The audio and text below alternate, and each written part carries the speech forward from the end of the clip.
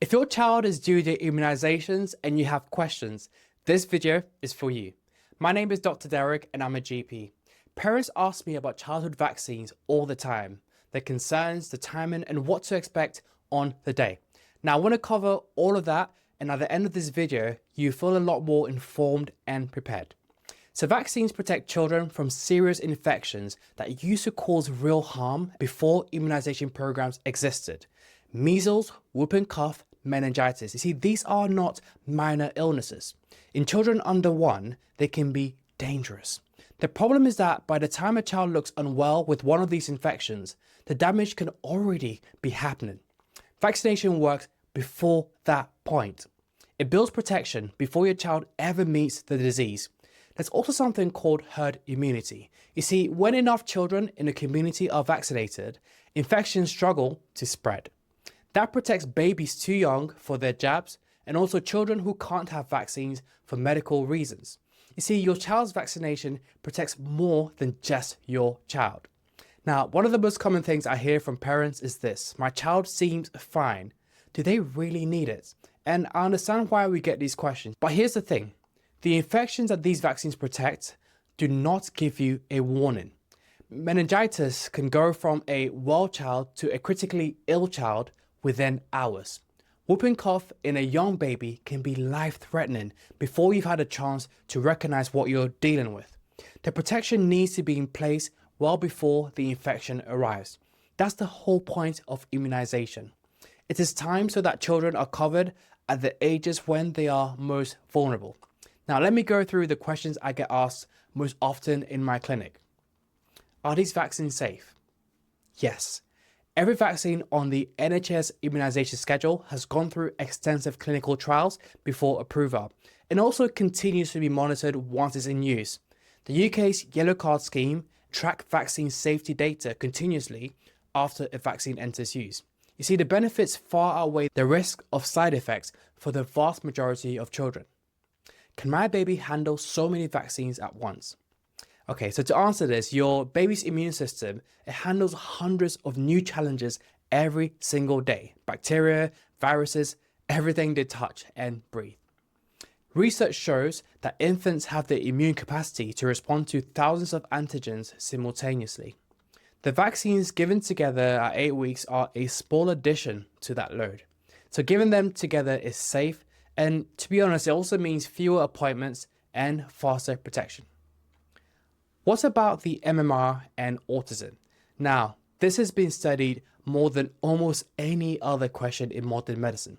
Now, the original paper that suggested the link was present, that was retracted because it was found to be fraudulent. Since this, dozens of large-scale studies involving millions of children across multiple countries have found no link between the MMR vaccine and autism. The MMR is safe. My child was poorly last week. Can they still have the vaccines? A minor cold or minor illness is not a reason to delay. If a child has high temperature on the day of the appointment, just call your GP surgery and they will advise you. But in most cases, a slight sniffle is not a barrier at all. I hope that makes sense. So here are a few things worth knowing before your child comes in for their vaccine. Bring your child's red book. This contains their personal health records since birth. This is where vaccines are recorded, and also it helps the nurse confirm what has and what has not been given. If a child is very young, feed them beforehand if you can. You see, a hungry baby is so much harder to settle after an injection.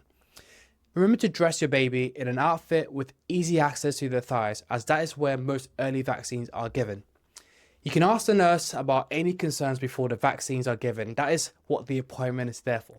Now, on the day, children immunizations are carried out at your GP surgery, usually by a practice nurse. The appointment is relatively short. The nurse will check your child's records, they'll go through what is being given that day, and also they'll answer your questions, as well as administering the vaccines.